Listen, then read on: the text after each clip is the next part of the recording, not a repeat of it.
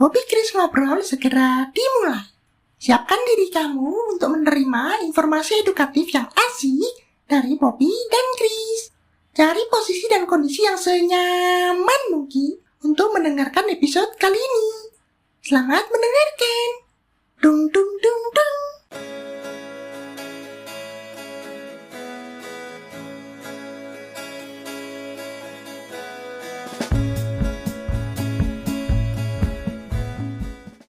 Selamat datang di Bobbypedia Bedtime Story. Segmen khusus Bobby akan ngobrol lebih banyak sama Sobat Boci sambil belajar bahasa Inggris bareng-bareng. Segmen ini muncul di setiap minggu pertama, ini masih minggu pertama hitungannya sih, jadi masih masuk ya. Jadi jangan sampai kelewatan. Share juga ke teman-teman Sobat Boci yang ingin belajar bahasa Inggris juga. Chris dulu di sekolah belajar itu bahasa Jawa enggak? Oh jelas lah, karena memang sekolahnya ya memang nggak pindah-pindah kota ya, masih di situ doang ya, satu tempat doang. Dan rata-rata yang sekolah di Pulau Jawa pasti ada pelajaran bahasa Jawa ya. Biasanya jadi kayak muatan lokal atau kayak tambahan gitu ya. Bobby kenapa memang tanya gitu? Coba ngomong itu Chris, bahasa Jawa gitu, biar Sobat Boci tahu nih Jawanya beneran atau cuma apa gitu. Ya nggak usah lah, ini kan ngomongnya tadi di awal kan bahasa Inggris ini gitu, kok hubungannya sama bahasa Jawa itu loh. Ya Bedtime Story kan lebih belajar bahasa Inggris itu. Ya lagian juga agak lupa sih sudah aturan-aturan bahasa Jawa, ngoko, krama, kromo itu yang kayak gimana sudah lupa sih. Oh alah, gaplek. Jangan nama bilang gitu lah. Tadi barusan Bobby udah nirukan bahasa Jawa itu. Tadi kalau ada yang nggak dengar itu ngomongnya tadi gaplek itu artinya, kalau Sobat Boci nggak tahu ya itu bukan orang Jawa ya, itu artinya ngeselin. Ya itu kan contoh, Chris nggak mau kasih tahu. Ya iya kan memang bahasa Inggris gitu loh. Nah kalau itu huruf bahasa Jawa itu pernah belajar nggak? SD sih kayaknya ya, kalau sudah di atas lagi sudah nggak terlalu sih. Aksara Jawa bukan sih namanya? Oh iya betul, itu aksara Jawa. Itu Hana Caraka. Nah, Hana Caraka, betul. Ada 20 itu. Jadi Hana Caraka Data Sawala Pada Jayanya Moga Batonga. Jadi pelajaran bahasa Jawa di sini. Kan ini bahasa Inggris, kenapa kok nerangin bahasa Jawa itu loh? Ya Bobby ceritakan ini buat bridging sih. Gak usah bilang ini bridging. Oh ya, sorry. Ya kan sebenarnya ini cerita karena aksara Jawa yang tadi itu ada asal-usulnya sebenarnya. Untuk mengenang dua pengikut setia. Memang ada artinya ya aksara Jawa, pikir cuma hafalan gitu aja sih. Coba ceritain lah. Ya jelas ada lah, semua kan ada ceritanya. Nah makanya Bobby ceritanya gimana sampai habis ya. Nanti di akhir Bobby kasih tahu. Oke.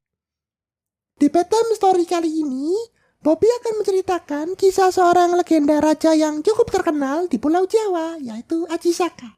Kalau istilah sekarang mungkin viral gitu ya. Aji Saka menciptakan banyak hal yang berguna di masanya, seperti kalender Saka dan juga aksara Jawa yang tadi itu Hana Caraka. Teks ceritanya diambil dari folklore4kids.blogspot.com. Seperti biasa, teks Inggris dan Indonesianya Sobat Boci bisa cek di deskripsi ya. Selamat mendengarkan. The Legend of Aji Saka. The kingdom of Medang Kemulan was led by a king named Dewata Cengkar. King Dewata Cengkar was known as a cruel king. He also likes to eat human flesh. Every day the king cruelly ordered his pati named Jogul Muda to look for humans to eat. The people are very afraid of King Dewata Cengkar. They will immediately run into hiding if they meet Pati Jogul Muda. Once upon a time, there lived a young man named Aji Saka living in a village called Medang Kawit. Every day, he is accompanied by his bodyguards, Dora and Sembada. News of the cruelty of the king of Dewata Cengkar had reached his ears. Aji Saka plans to go to Medang Kemulan to help ordinary people. So the young man left for the kingdom of Medang Kemulan, accompanied by his two bodyguards, Dora and Sembada.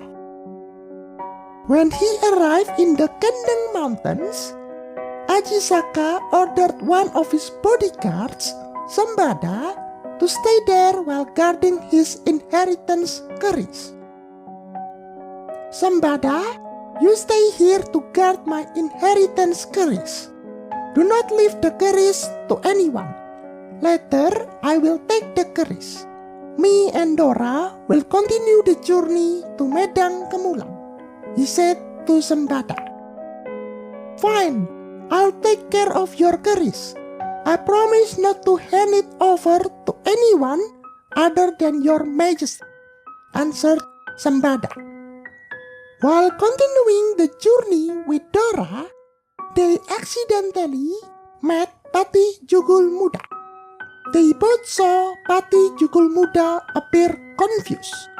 Apparently, the governor had not yet succeeded in getting humans to be handed over to King Dewata Cengkar. After chatting for a while, Ajisaka then offered himself to be handed over to King Dewata Cengkar. Hearing Ajisaka's request, Jugul Muda was delighted. They immediately left for the palace Medang Kemulan. Arriving at the palace, they immediately faced Dewata Cengkar. Ajisaka requested a request before the king ate it. Namely, Ajisaka requested that the king of Dewata Cengkar give him land as large as his turban. The cruel king immediately agreed. What was your wish before I fell prey? Asked Dewata Cengkar, laughing out loud. Your honor, I only request land as large as your swordbanks, answered Ajisaka. Dewata Cengkar immediately agreed. Immediately, Ajisaka held his turban. Oddly enough, his turban continues to expand and expand to cover the entire Medang Kemulan. Dewata Cengkar very angry because he felt Ajisaka had challenged him. Damn you, young man! It turns out you want to challenge me! King of Dewata Cengkar immediately attacked him. But the turban that had expanded covered the body of Dewata Cengkar and rolled it up until it disappeared on the big choppy southern coast. Dewata Cengkar was killed instantly. Word of the death of the vicious King Dewata Cengkar was widespread. All the people of Medang Kemulan were very happy. The people's Medang Kemulan then made Ajisaka king. Ajisaka now governs Medang Kemulan Kingdom wisely. After becoming king, Ajisaka then remembered his keris, which he left with Sembada in the Kendeng Mountains. King Ajisaka then told his bodyguard Dora to take the inheritance keris that Sembada was holding. Dora immediately went to the Kendeng Mountains to retrieve Ajisaka's heirloom keris. Arriving in the Kendeng Mountains, Dora met Sembada. They both released each other longing. Dora tells that Ajisaka has become the king of Medang Kemulan. Sembada was happy to hear that. Dora then said that the purpose of his arrival was to take Ajisaka's heirloom keris. But Sembada refused because Ajisaka ordered that the one who could take the heirloom keris was Ajisaka himself. The two of them finally fight over the inheritance keris. The fight took place fiercely because both are equally powerful. Finally, they both died from fighting for the sake of carrying out the mandate of Ajisaka.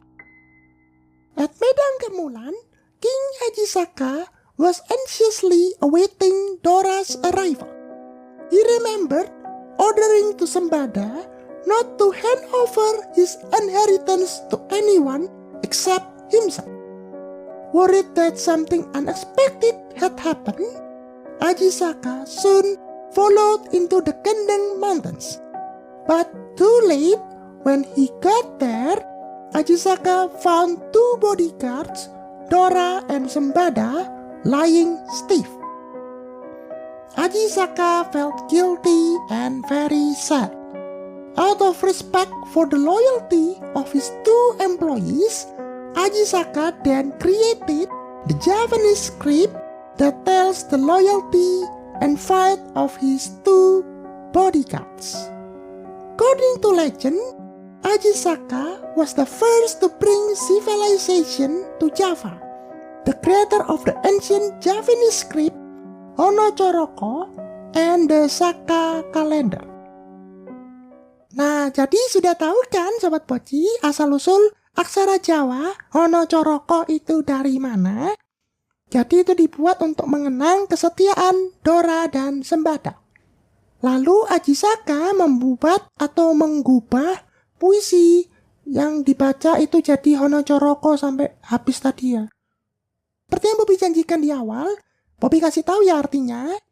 Dia dibagi jadi 5-5 gitu. Jadi 5 kata ada 4 baris. Pertama itu Hono Choroko, artinya ada 2 utusan. Ya tadi Dora dan Sembada. Lalu Doto Sowolo, artinya keduanya terlibat perselisihan atau pertengkaran. Podo Joyonyo, artinya mereka, Dora dan Sembada sama-sama berjaya atau kuat dalam perselisihan itu. Dan yang terakhir, Mogo Botongo, dan keduanya pun sama-sama menjadi mayat atau mati. Bobby bacakan beberapa kosakata sulit di cerita tadi beserta dengan artinya. Didengarkan baik-baik ya. Pertama, accompanied adalah kata kerja bentuk pasif yang artinya menemani. Lalu cruelty adalah kata benda artinya kejam atau jahat. Ordinary adalah kata sifat yang berarti biasa. Inheritance adalah kata benda yang maksudnya warisan. Lalu ada 2 kata benda yang artinya hampir sama. Ada Your Majesty sama Your Honor. Artinya sama-sama yang mulia, bisa berarti Tuhan, atau dalam cerita Ajisaka ini, yang dimaksud adalah raja atau tuan. Delighted adalah kata sifat, berarti senang. Turban dan sorben ini kata benda yang artinya sama ya. Maksudnya itu loh, tutup kepala sorben itu kayak bandana biasanya kalau di luar negeri ya. Itu biasanya lebih umum dipakai di Timur Tengah. Contoh di Indonesia itu yang pakai kayak Pangeran Diponegoro atau Imam Bonjol gitu. Cobi merupakan kata sifat. Di konteks cerita ini lebih mendeskripsikan ombak. Widespread adalah kata sifat yang artinya tersebar luas. Sekarang namanya viral kali ya sekarang ini. Heirloom adalah kata benda yang maksudnya adalah pusaka atau peninggalan turun-temurun. Mirip juga sih tadi sama kayak inheritance tadi atau warisan. Longing adalah kata sifat yang berarti rindu. Yang terakhir adalah kata stiff, artinya kaku. Nah, gimana menurut Sobat Poci soal cerita tadi? Tulis pendapat Sobat Poci di kolom komentar ya, biar bisa jadi lebih baik lagi. Pesan dari cerita tadi adalah seperti kesetiaan dan maksud dari kedua pengawal Ajisaka, Dora dan Sembada memang kedua-duanya baik ya, karena mereka ingin menjalankan perintah Ajisaka. Namun karena sama-sama tidak mau cari jalan tengah dan merasa masing-masing paling benar, akhirnya jadi pertengkaran sampai meninggal. Kalau Sobat Poci ngalamin gitu sama orang lain, jangan memaksakan kehendak ya. Cari jalan tengahnya sama-sama, bakal ketemu kok. Pastikan kamu bertumbuh bareng versi kecil dan dewasamu. Bye-bye.